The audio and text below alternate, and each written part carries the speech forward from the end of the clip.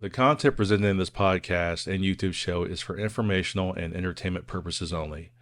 It is not intended to be a substitute for professional medical advice, diagnosis, or treatment. Always seek the guidance of your physician or other qualified healthcare provider with any questions you may have regarding your health or a medical condition. Never disregard professional medical advice or delay in seeking it because of something you have heard or seen on this show. If you think you may have a medical emergency, call your doctor or emergency services immediately. The host, guests, and producers of this show are not responsible for any adverse effects resulting from your use of or reliance on any information presented.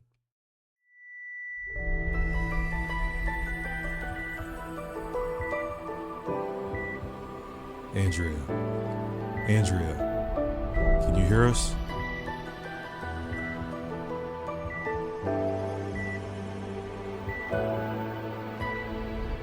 Many years ago, I died for 26 seconds. There are so many people in this world that have experienced life events that have led to their sole purpose.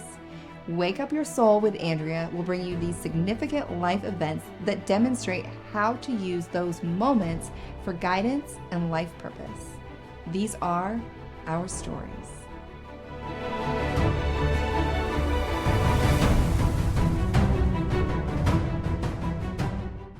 Hi, everyone, and welcome back to another episode of Wake Up Your Soul with Andrea Lynn.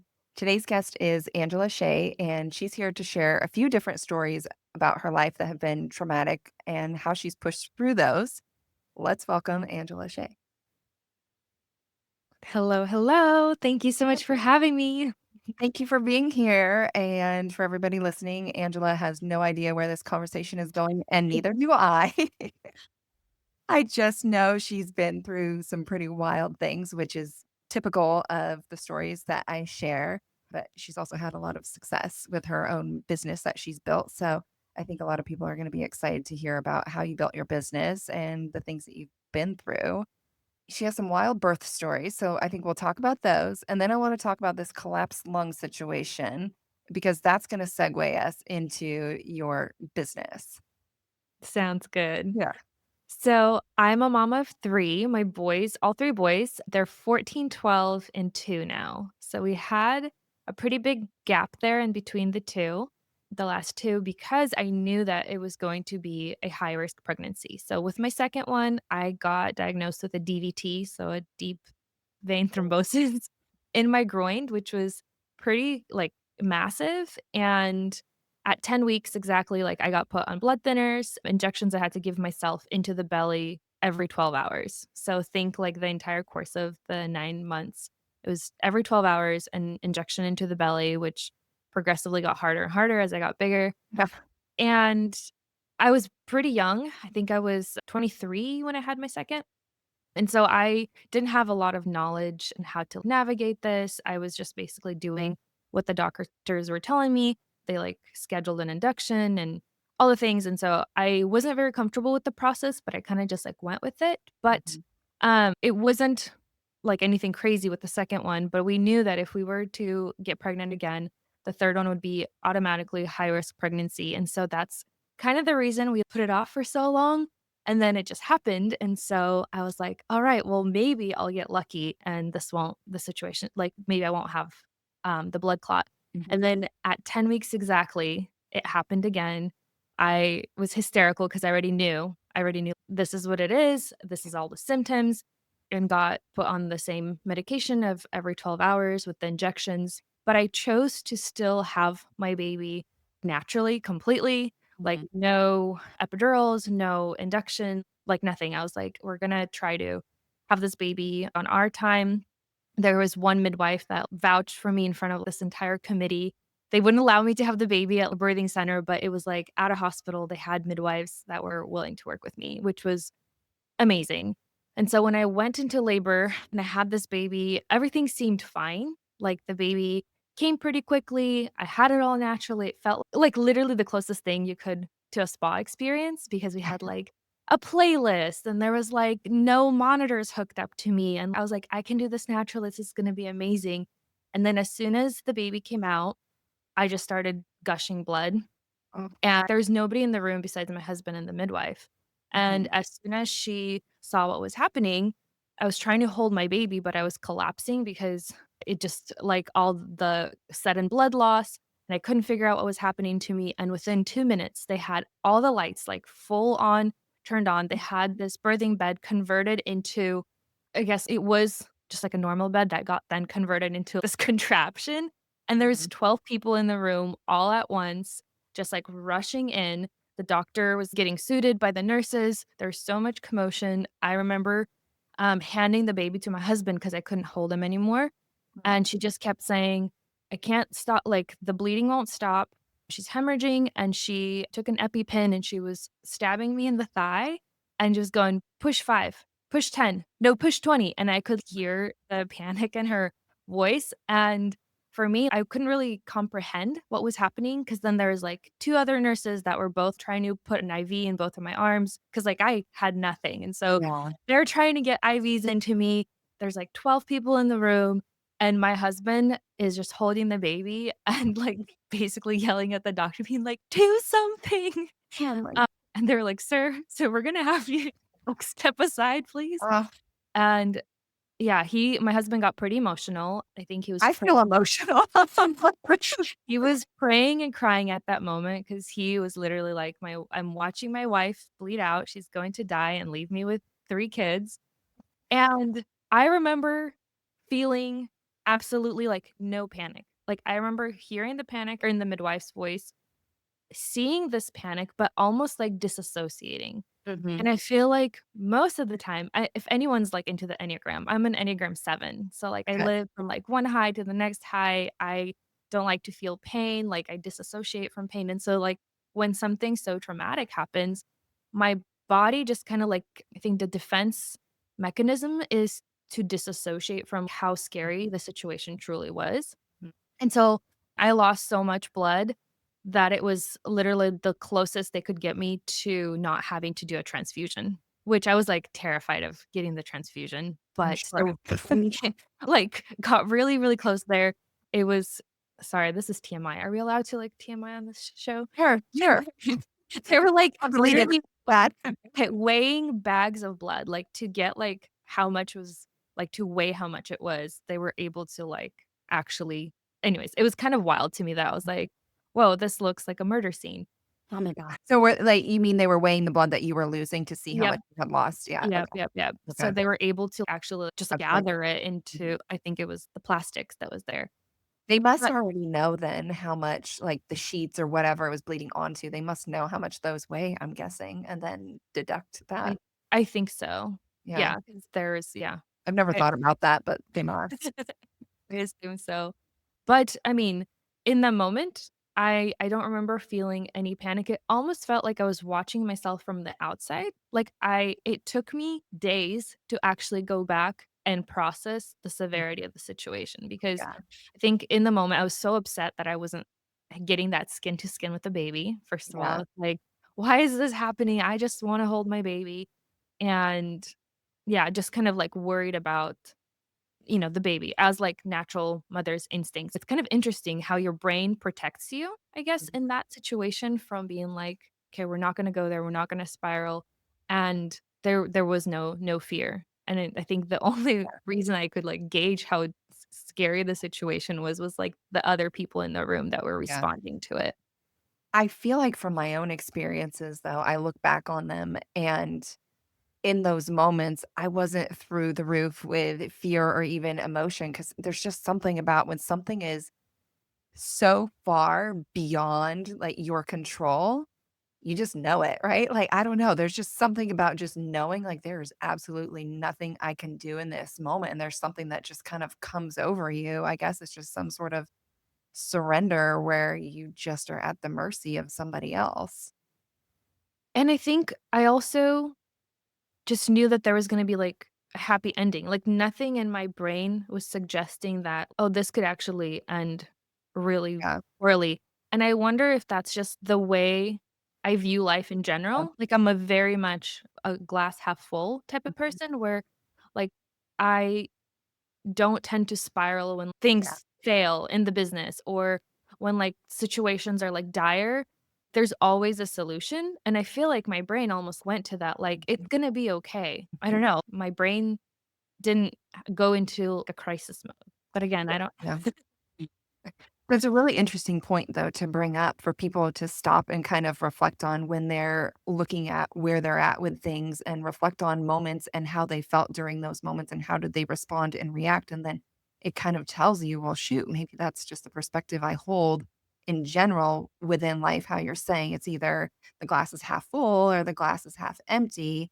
And you just take these moments and you can reflect on them and which perspective did you hold, right? And then it's like, okay, well, if it was half empty, then maybe that's why Mm. everything in my life is kind of going the way it's going, and maybe I can start viewing things a little bit differently. I definitely agree with you there. Yeah. So then what happened after that? So then eventually the bleeding stops. Yeah, they were able to push enough medicine into my body that, like, it started to just, like, artificially clot it from bleeding out. Mhm. And yeah, slowly I stopped hemorrhaging. I'm not sure what the science behind it was, Yeah. but eventually after a few hours, I felt better. We were able to get some food. There's a few things that like happened with the baby where he wasn't breathing really well because of the initial shock of being disconnected from mom, which Mhm. stressed me out a lot because No. I was like, we want to regulate his breathing and he wasn't getting the oxygen. And I was just like really worried about them putting him on the oxygen tank. So I was Yeah. just like, "Let's not give him any oxygen, No. we can do all Yeah. the skin to skin, whatever we need." It was fine. We actually ended up not even doing a lot of treatment post with the blood clot. I stayed on the thinners for a little bit, and I was not currently on blood thinning medication when I started bleeding out. So it wasn't like, "Oh, like, this medication really diluted her blood." We had actually made sure that as I got closer to delivery that we stopped the medication for over 24 hours, which gives you enough time to regulate. So, Mhm. like, the midwife felt very confident being like, "Yes, you can totally go into labor, like, we are in the safe zone." So Yeah. it was just, I guess, like any other, like, hemorrhaging experience someone would potentially could have. Yeah. So it wasn't triggered by the medication. So if anyone else is like living through this, it's like, we were in the clear to move forward there, but we found out later that I do have a genetic blood clotting disorder that will basically live with me for the rest of my life and potentially is going to be what's gonna take me out one day, which is really wild to say that. And I say that, like, laughing because, like, we're all gonna have to die at some point, Yeah. right, some way. And just not to get morbid here, but, It like, is hilarious. I'm gonna die, but it's okay, guys. I just know that, like, family history, we've had people like my aunts and great aunts have passed away from this thing, and it's been passed down. My dad has the same genetic blood clotting disorder, and I happen to have it, and I have 3 younger sisters that don't have an issue like that at all, but I somehow got it. Lucky, yep. And my dad, who's in his 50s now, he's on the medication that he has to take every single day to regulate his blood clotting disorder, and he's been on that for years, and he has to be for the rest of his life, and when I got that diagnosis, oh, this part is gonna make me emotional, like, the other stuff not. It was really hard to process to be like, "I'm in my early 30s, and I have a diagnosis that's gonna stay with me for the rest of my life, and I just kinda have to be okay with knowing that this is something that's wrong with me forever." And they did wanna put me on medication right away then. As soon as you start this medication, you can't ever get off of it. And I Wow. think that's the part that's, like, really scary, Yeah. to be so reliant on something for the rest of your life. And so, the medical system is also so bizarre, Yeah. and it feels like they wanna get you started on all these preventative things so early on, where I saw a lot of specialists, did a lot of research on my own, and I was like, "Well, I feel like I'm not ready to go on that journey and to be Yeah. committed to taking something every single day for the rest of my life." And so I chose not to. Mhm. I've been monitoring my blood clot and, with some time it's been dissolving and I'm doing a lot of health stuff, working out and stuff to keep things fluid, but I know that eventually, again, in my life, at some point, it's going to resurface in my 40s and my 50s. whenever that's gonna be again. And then at some point, I feel like everybody's gonna have a lot of questions after. I'm like, wait a minute, you're doing nothing. They're telling you you could die. I mean, I have a lot of questions there. So you can't have this blood clot. So you have a blood clot still, is what you're saying. So if you think about it, your vein, it has the blood clot is like stuck to the wall, but your blood is still able to go back and forth. Mhm. So as the blood moves, it kind of dissolves the clot. So Okay. when you're pregnant and you get so much more blood all at once, like that's what creates that like massive blood clot. So they dilute it so there's more blood that rushes through it and dissolves it. So after I had the baby and after everything kind of balanced out, like slowly it's like clearing out my vein, but it will never make the vein perfectly clear anymore. Like, it'll always have that blood clot that's stuck to the wall. And so little pieces can break off and go to your lungs, which Yes. causes pulmonary Blood- embolism. Yeah. So we've had like little pieces like that. I've had like minor pulmonary embolisms, but like your lungs are able to dissolve that on their own. So like it's never been this is you're gonna be like, we can't air this. This is like bad life advice in general. Everybody listen to the disclaimer. Like I said, this is not medical advice. Yeah. Basically, if I go a route where they're like, we're gonna cut you open and we're gonna put stent in there to make sure that like it doesn't travel to Yeah. the lung, Uh-huh. you can't do that to me because if you cut me open and you put a stent in there, then your blood cells are gonna wanna rush to that area and create a blood clot so that like you can clot around that area Okay. to heal after Okay. the surgery. And so that's where it was, like, really confusing. I remember just crying in doctors' offices, all these cardiac specialists that were all giving me different advice. Like, I Yeah. would go to one doctor and it'd say, "They wanna cut me up and they wanna put a stent in my, like, groin," because my blood clot is, like, in my groin, Yeah. in my leg. And they're like, "Absolutely not. No, you cannot do this. This is gonna possibly, like, speed things up and give you a massive blood clot right away. Mhm. We can't go this route." And then you talk to And someone else. but this itself is the hard part, and it's like it's no wonder people don't jump to treating themselves. Like I think people might be listening and thinking, "Oh my gosh, just get the treatment, do as they say." But like you're saying, every doctor's giving you a different opinion, and that's what makes it so scary because it's like, well, whose opinion is right here? Because it's clearly not super cut and dry. Yeah, and I think that's where I had to do, like, a lot of just research on my own and seeing a lot of different specialists and being like, "Okay, do I get a medication now? How dire is the situation? How much risk am I taking on? Am I Mhm. taking on more risk by being reliant on this medication every day, or am I taking more risk on by doing these other procedures?"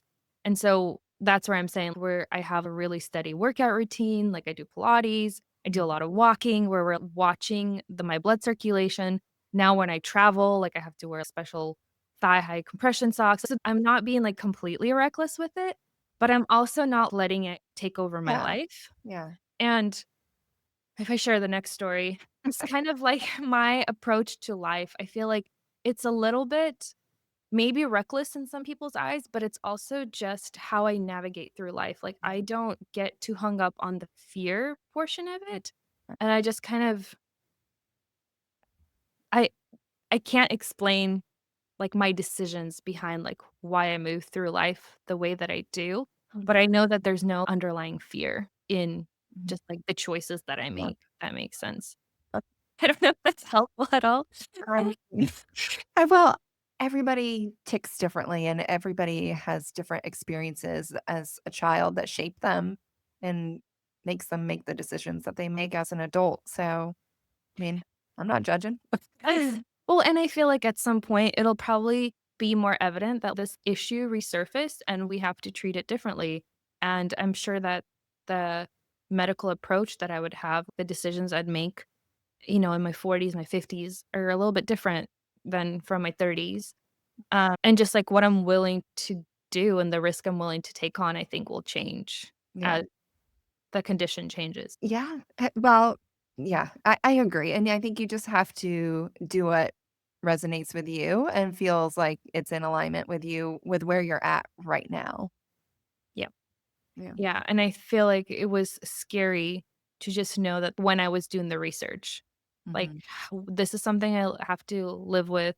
What are my options? And how, like, dire is the situation right now, and also knowing that I have 3 kids that I am responsible for, and it would be very reckless for me to not take a cautious approach to it, Mhm. which I guess that's everyone's degree of how they would handle it would be a little bit different, but I wouldn't say it's, like, completely irresponsible. Yeah. I definitely make decisions very differently now for myself than I would have if I didn't have kids. Because now it's like, "Okay, I better wake up from this surgery. I can't chance it." And so, yeah, you have to do that. I heard one of my favorite coaches say online, he says, "We all say we would happily die for our kids, right? But would you live for them?" And I Mhm. was like, "Wait, what does that mean?" And it was like, "Would you make the decisions that would actually make you alive and present and your best version? And do you work out every day? Are you healthy? Are you making financial decisions that will set your family up?" And I thought that was, like, such a good perspective because Yeah. in a way I mean, obviously, it's very sacrificial to die for someone, but it's a decision that you make once and you're done versus choosing to live for your family and being there day after day after day and showing up as your best self. Yeah. Is we've sidetracked it now completely. Oh, I know, because I'm like, I could go off on a whole tangent on that because I see some people that it's my opinion, but, they make reckless decisions for themselves or just their health. They're not taking care of it with the food that they're putting in their bodies or the alcohol they're consuming or the drugs or whatever. And I can't understand that. But yeah, they are definitely people that are not choosing to live for their children. Yeah, that's an interesting one. Yeah, I like that. Okay, so should we move to the collapsed lung situation? I think so. Okay. All right. So what happened when you had this lung collapse? So I shot weddings for about 10 years before I ended up in the social media space, which is where I'm now. And when I shot weddings, I traveled a lot. So at least 50% of my weddings were out of state or like I had to travel to. And one of these weddings was in Maui, and I was so excited to get to fly out to Hawaii. It was right after I had my second one, and it was just me and my husband that were gonna go. We were gonna make it a whole week-long trip while I shoot a wedding, and we get a couple days to ourselves. And so we arrive on the island. I flew about I think I did 40 flights that year already prior to this. So it was a lot of travel I had to do on the weekends. Well, we landed there, we went to the beach, we, like, rode bikes to the beach, and then as I was walking on the beach, I felt like someone had put a knife through the back of my shoulder blades. Like, it just felt like I just got stabbed. And I was like, "Oh, that's weird." And so then I started having, like, shortness of breath, and I was like, "This feels very odd." I'm like, "Let's just go back to the hotel, I'm not feeling well." We went back to the room and just couldn't figure out why I was feeling so off. We ended up going to the emergency room, and there's a sign that said, "If you're having, like, Shortness of breath. shortness of breath, yeah, and, Yeah. like, chest pain, let us know." And I'm, like, signing in to the counter, and I go, "Oh, yeah, that I'm having that right now." And the girl at the reception desk looked at me like she thought I was joking. Yeah. She's like, "Wait, Because you what?" were probably like smiling. Were you like, okay, guys, I just can't breathe, but no big deal. Take your time. Exactly. And she goes, "Wait, you're serious? You're for real?" She goes, "Oh, we gotta see you right away." So they escort us in right away, and they're trying to ask me what happened, and I'm just explaining my pain, and they, like, start running all these tests and doing X-rays, and they just leave us in the room, and then we come back or the doctor comes back and he goes, "So what happened?" And I go, "What do you mean what happened? What's going on?" Yeah, And he you goes, "Well, tell me. he goes, "Well, your lungs collapsed. So what happened?" And I was like, "My just hearing that out of the blue, your lung collapsed. I'm like, "What do you mean?" And so they were trying to get information out of me, and I was like, "No, like, we literally just got here yesterday. Nothing happened. We weren't, like, in a car wreck." So then they, like, lured my husband out of the room. Oh my God. And they were like, "You can tell us what happened." Oh my God. They're like, "She's not telling us because he probably hurt her." Which I'm, like, grateful that they, like, went to that extent to, like, just double check to make sure I was okay. That's hilarious. I probably would have like leaned in and been like, come here. I don't know. Yeah. I was, I think, too young and too freaked out that that's what's happening because I told them, "I have a wedding to shoot tomorrow. This is not okay. How fast can you fix me so I can leave?" And they're like, "You don't understand. You're not shooting a wedding tomorrow. Your lung is literally collapsed." You're like, but I have two. Exactly. And I was like, "How?" Basically, I asked him, I'm like, can you die with a collapsed lung?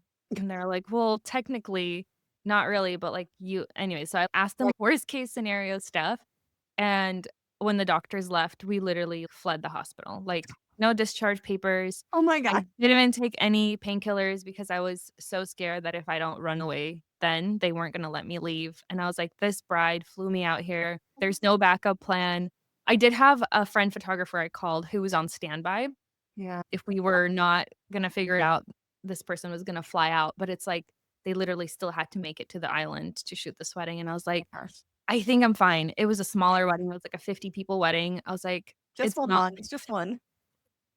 And I was like, I can do this. So I ran away from the hospital. I ended up shooting that wedding and my husband carried all my bags. I had him run around and do all the like wide shots. He used to assist me on weddings a lot.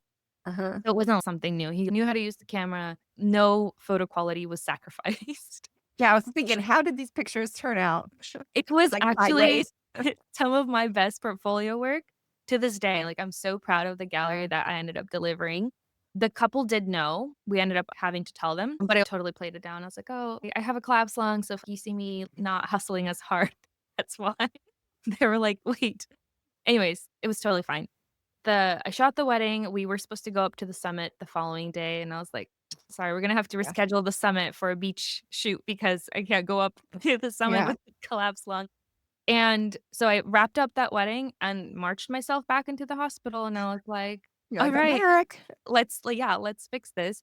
'Cause I, like, weighed all the pros and cons, and I was like, "Well, I'm not gonna die. I might be in a little bit of discomfort.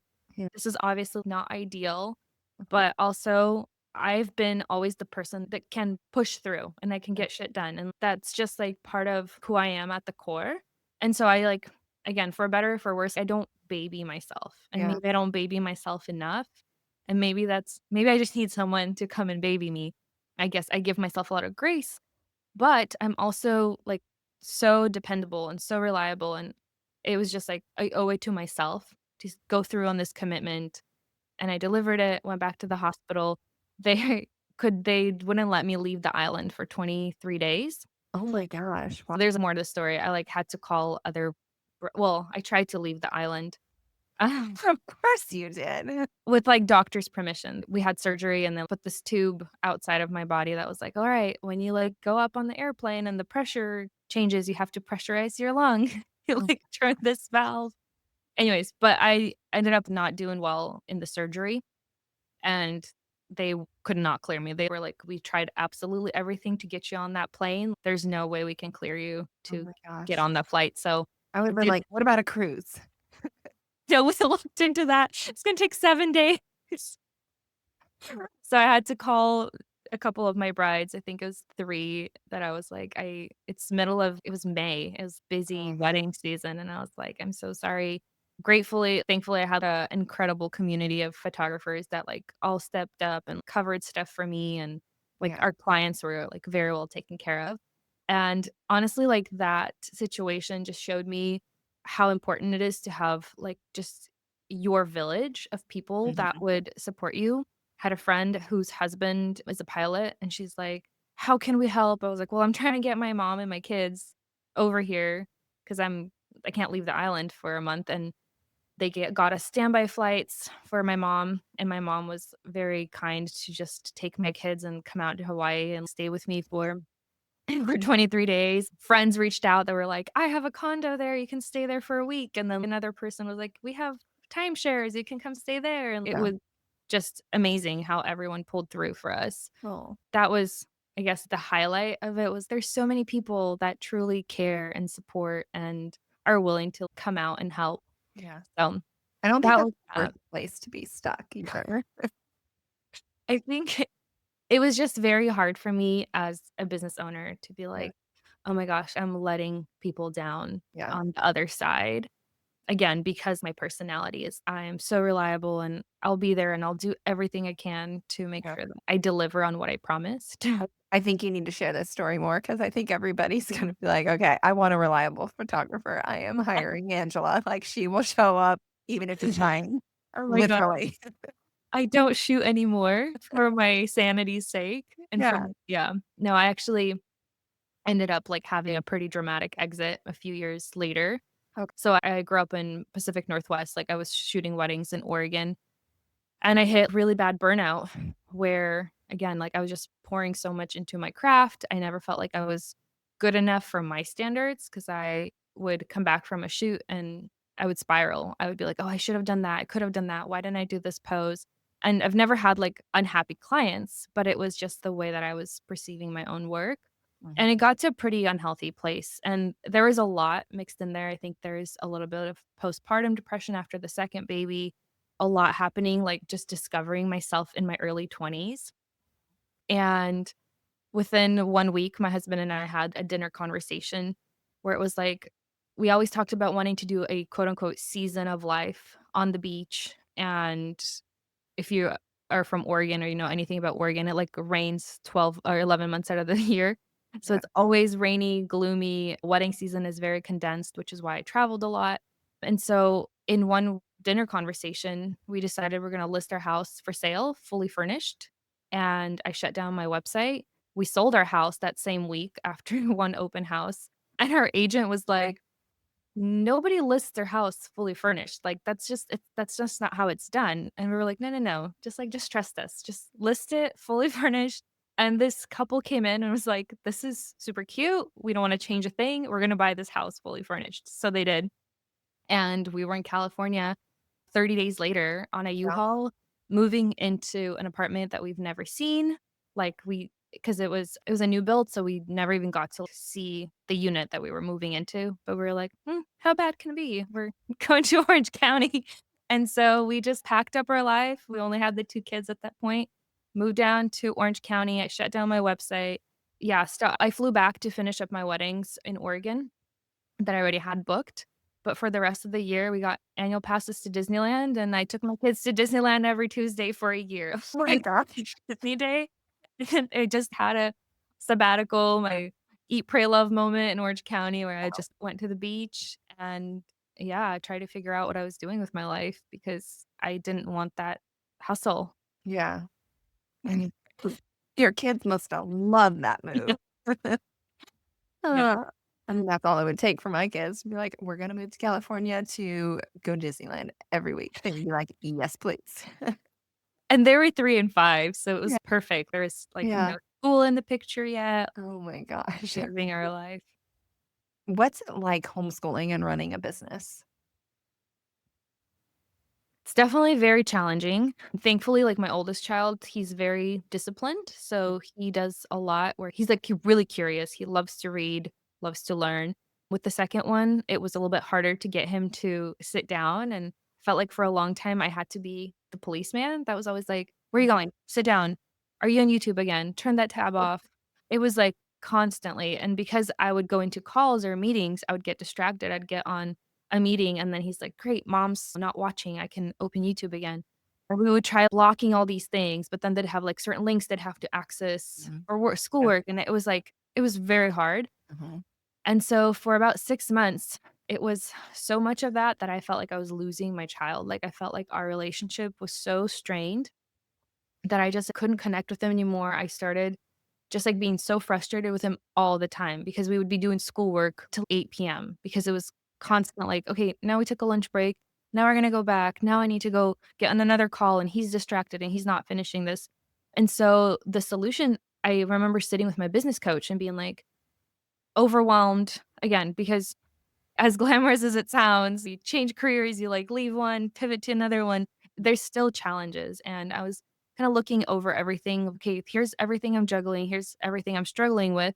Who should we hire to outsource this next part of my business so that, like, I could have more freedom in my life?" And so when we were looking at everything, my biggest stressor was my relationship with my son and homeschooling that second child. And so instead of hiring like an additional customer support person or a VA, we took that money and we decided to bring on a tutor that was going to come in 2 hours a day. I think it was Monday through Thursday and just help sit with him. Just Mhm. sit with him, make sure he's staying on track. I didn't have to be the middle person anymore because she would sit with him and she would be the one that would be strict with him Yeah. and then also just making sure things were getting done on time. They would wrap up schoolwork by 3 p.m. It was wonderful. And that was the best money I spent for the last couple years. This year, we're gonna try to not have a tutor for him. We're just starting the school year, so we'll Yep. see how that goes, and if I feel like it's, again, putting a strain on our relationship, then I will bring in additional help because I feel like the relationship with my kids is the most important thing in my life. Like, my husband and my kids and my family, that's what I you have forever, and on your deathbed, you won't care how many subscribers you had in your community or, like, what business ventures you did. All that's gonna matter is your family and the relationships you have, and so I will do everything to protect that. I'm gonna cry. That's the most important thing for me is no matter what I do in life, it all comes back to how can I be more present? How can I unplug more? The way I structure my days, it's all about prioritizing that being present with my kids, Yeah. especially that they're 14 and 12 now. It's like we look at our years in terms of, like, how many summers we have left and how many Christmases we have Yeah. left, and Not a we've lot. we've yeah, we've done that for the last few years with my husband. It's like, "Okay, he's 14. We probably have 2 or 3 summers left. Mhm. How are we spending that time in the summers? How many Christmases, Thanksgivings we have? What's the traditions we're wanting to stick Yeah. to?" So, And you can't unwind from some of this stuff. And, I talk about brain rewiring and reliving traumas and things so that you can experience them differently and so that you don't hold on to that, right? But that's for yourself.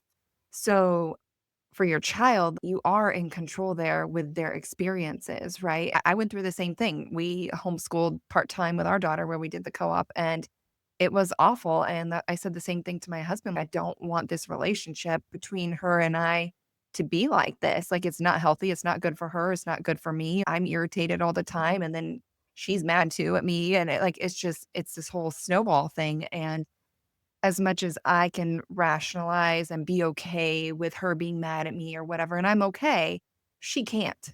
She's a child and she's too young to really do all these brain rewire type things. And so all she sees or conceptualizes in her mind is like, mommy's mad at me again. And like, she can't understand why. And she can't understand the importance of the education and all that. Cause in her mind, it's like, I'm just trying to have a good time. Why is she so mad? We can do math tomorrow, because she's a yeah. child, so she can't understand that, and so I think it is really important that we focus on the things that we can control with their environment and not just let it snowball out of control because we can take a little bit of control and adjust things. Otherwise, it can turn into such a mess and traumatic experiences that we can't really undo for them. I mean, I do believe you can undo things as far as trauma later in life, but we're talking way later in life, right? And so their life doesn't need to be miserable for the next 15 years because they're not prepared or ready to, mentally change their mindset around things. So why let those traumatic experiences exist? Yeah, and for a year, we took our first one, we, like, tried to put him into 1st grade. And one thing that I learned, well, first of all, I'm not a morning person. Like, mornings are really hard for me. It's like Okay. a constant work of I have to work on myself for that. But then I noticed how stressful our mornings were for me and for him, right? It was like, "Where's your shoes? Where's your homework? Grab your stuff. I've already told you to brush your teeth. Did you?" And it was like this constant tension with my older one too. And so for us personally, like, the rhythm that we've created around homeschooling, and I don't know if, this maybe somebody can, like, take that into consideration if they're thinking about it, is, like, we've created a rhythm that is really good for the nervous system, Mhm. where it's like they just wake up at their own time. Like, we try not to let them sleep past 10, right? But if he stayed up reading really late, I'm like, "That's okay. He can sleep in a little bit later." But there's no rush in the morning that sometimes is, like, really stressful for a little kid and their nervous system, right? And for the parents' Yep. nervous system, because it just creates so much tension to try to get out the door and be Absolutely. somewhere on time. And then we're lucky enough to have my husband nearby where he comes home for lunch, and we have, like, almost this, like, ritual where we have, like, lunch together as a family, and that's something that I'm like, we could never have that if we weren't homeschooling. So, Yeah. as hard as it is to be available mentally every day and manage the homeschooling, there's these rituals and these rhythms that we've created for ourselves that outweigh that, and that's been really beautiful for our family specifically. Yeah. No, I battle with the same thing, but luckily, when she was younger, that was the struggle. We tried a public school for a hot minute. That was like a few months it lasted. But yeah, but I was stressed out morning and night. I'd be stressed out at night, like she has to get to bed at this time or else she's not gonna be able to wake up. And if she can't wake up, then she's grouchy. And it's like you're saying, it's like, get your shoes on, get your da da da. And it's all these things that were really stressful. But it was on both ends, the morning and the evening, because the evening I needed her in bed by a certain time or else the morning was gonna be a mess. And so it was just like this constant, why are we doing this? Like, we do not have to live this way. We really don't. It was too much and that was stressful for me. But now she's a little bit older. And so now she's trying a private school. And so far, so good. But I do have to be very strict about that bedtime and get her to bed on time so that she can wake up peacefully and happy and be able to get out the door. But I'm actually wondering, we'll see. I'm curious how this is going to go because I've wondered if she's going to do a year now back in school and have an appreciation for the homeschooling situation. Because I think she probably took it for granted a little bit, the flexibility she had before, because all she wanted to do was play. And if it wasn't playtime, then she just wanted to fight me on the work. And so now she can see, wow, like all day, every day. So far, she's happy with it. But at some point, I don't know, she may come to me. So, do you then feel like you have better boundaries where, like, you're like, "Okay, she's in school. This is where I work and get my stuff done," and then she's home, and then we, like, turn things like, work goes I turn off work and, like, you're present, or what does that flow feel like? Sorry, I am I allowed to ask you this? really, whose podcast is this? I would love to say, "Oh, yeah, I got my shit together." Oh my god, no, like, I'm still a mess, but that's just me, I think, like, I'm just very on the fly type of person, and I'm not the most organized, I guess I would say, but I don't know, I have my priorities for the day and the, like, must-do things, and then I just find a way to make them happen and show up for all the things. I mean, like, yesterday, I knew she was gonna wanna go to the book fair, and so it's like I knew that if I had anything I wanted to do, like, it had to already be done because we were going to the book fair, like, I knew I needed to make that happen. So, I mean, I think about the things that need to happen, and I try to make it all fit, but it's definitely helpful to not have the kids home for a period of the day. I think for my own nervous system, it's definitely there's quiet in the house, and I can get deeper concentration, but I still would not I wouldn't trade my own concentration or my own peace for their happiness, if that makes sense. Like, I will always sacrifice myself for my children, and that may or may not be right, but it's kinda like you're saying, it's just who you are with, like, you just have no f like, I'm not even gonna lean into the fear of what could happen, like, nope, everything's gonna be fine. And for me, my kids' happiness is, like, very much number 1 on my list, and I get that I need to be happy too, and I understand that, but part of me being happy is being a good mom and knowing that I'm thinking of them and doing the best for them. I love that. So, that might be terrible. I'm sure some psychologists would be like, "That's terrible. You're a mess." Uh, but so how do you feel then about homeschooling and not really getting a break? Because you're juggling business and kids and it's all under one roof. Like, you don't have this alone time, right? Yeah. I think I struggle a lot with guilt, and I probably need therapy there Yeah. of like, I don't want to work. I don't want my kids to see me working, Mm. which is, like, what initially caused my spiral back when I was a photographer. So I would be with the kids all day, and then I would work 9 PM to 4 in the morning was my editing hours. That was my editing window, and it created for some very unhealthy patterns and just, like, it was not good for my mental state and all the things, but I still struggle so much with I feel guilty that they see me work, and I feel guilty when I'm not able to be fully mentally present, like, when they're talking to me, but I'm like, "Hey, I my ads stopped working, I can't figure out what's going on. This is urgent, I need to fix it," and Yeah. it's almost like telling them in the moment, like, "You're not important enough, my business is more important than you." And that is probably the hardest because I never want to make them feel like they're not Mhm. important. So with not getting that break, I feel like I'm so okay with that right now because I know it's a season. And Mhm. I know that, okay, my oldest is already 14. Like, I've got, like, literally 3 summers left, and then he'll be off, like, getting a job and, like, doing his own thing and pursuing his own career.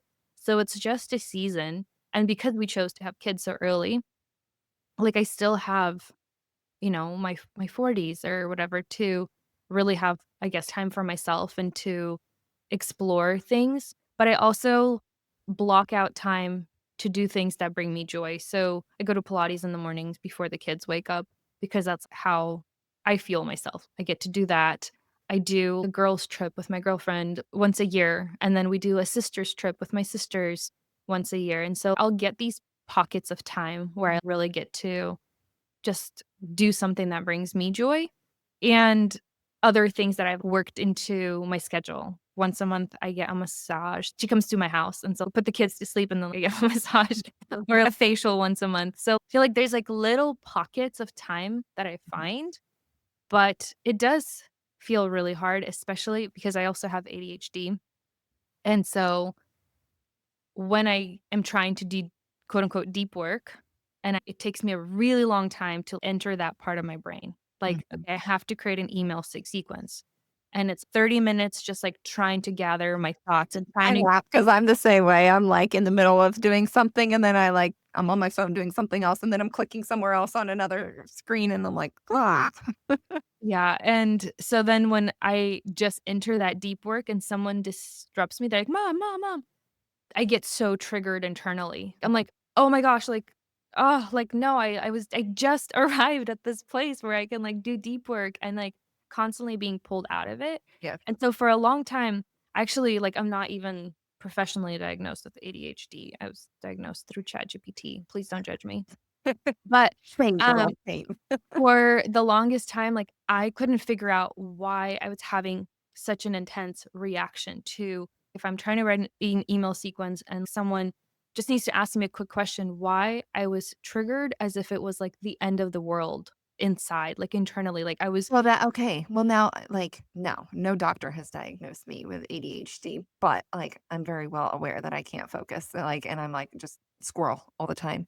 I don't feel like I used to be this way, so maybe it's technology. But anywho, so with what you're saying, I can relate to that so much. I get so tired of the tug of, "Mom, mom, mom," and I'm like, I'm just trying to think, I tell my kids, "Hold on, I am in my head right now. I know that I'm not talking, and it looks like I'm doing nothing, but I'm trying to process my thoughts right now." But yes, I get very irritated internally. So is that like a ADHD symptom? yeah, and I think the other thing is, like, amplified noise, like, all of the sudden, like, it sounds like every little sound is, like, screaming in my head, like, there's clicking and banging and, like, I can hear all of it, and I it's say so this all the loud. time. I'm always like, too many noises, too many noises. I'm like, it's the TV, it's the kids, it's the whatever outside. Like there's too many. Okay, one at a time, guys. And I think when it finally all clicked, because I hated the label, and I was always like, Yeah. "No, no, no, like, I'm not ADHD, I don't give me that label, absolutely not, like, I whatever, I'm creative." But when it all clicked, I literally had to call a family meeting, and I had to be like, "Hey, husband, children, I want to explain something.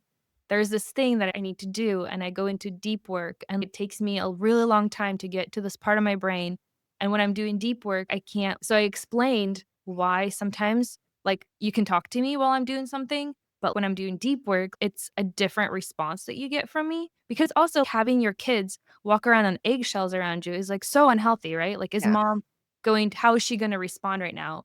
And so now we have a thing with the kids. They're like, "Hey, mom, are you doing deep work? Yeah. Can we ask you things?" But I think, like, addressing it and being like, "Hey, like, this is what happens, and this is how I Uh-huh. feel," like, really help, like, label things and explain things to them so that they could understand that Yeah. it's not malicious or I'm not being, Yeah. snappy. It's literally how I'm trying to process. Yeah.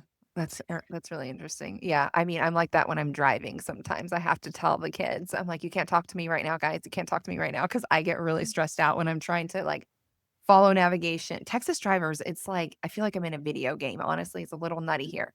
And people say California is crazy, which is where I'm from, but I feel like it's nothing compared to here. Like here is just wild. But yeah, so I'm trying to, pay attention to navigation, pay attention to the lights, and then all the drivers that are not actually following any of the rules because they're just crazy. It's very overwhelming. And then when the kids are trying to talk to you, I can't do it all at once. So I'm like, I'm focusing right now. I'm focusing. And they've gotten better at it now. So they just kind of they zip it and they don't bug me when I'm trying to focus on the driving. Yeah. Oh, man, that's hard. But if you label things, I guess that helps. Yeah. Well, and my oldest, we got into a car accident once, and so, like, I think she's probably a little traumatized from that, and so she Mhm. kind of knows, like, "Okay, mommy, like, really needs to focus." Not that that was actually my fault by any means, and I actually, like, I did my best. Like, I couldn't have done any better, but, yeah. Mhm. I well, and they see other car accidents too, and so I think they know, like, okay, like, it is very important that because 'cause they'll ask, like, "Why do you need to focus?" And I'm like, "Because I don't wanna get in a car accident and die," which that's probably saying too much, but I'm like, "That is the reality here. I am trying to keep us alive. Let me focus." Okay, so, Angela, what would you say or do you even have any perspectives that you could offer people that are in a situation that's really stressful and they're trying to get through it? Like, what's the mindset they take on? Because I feel like you've had these stressful moments and you've gotten through them.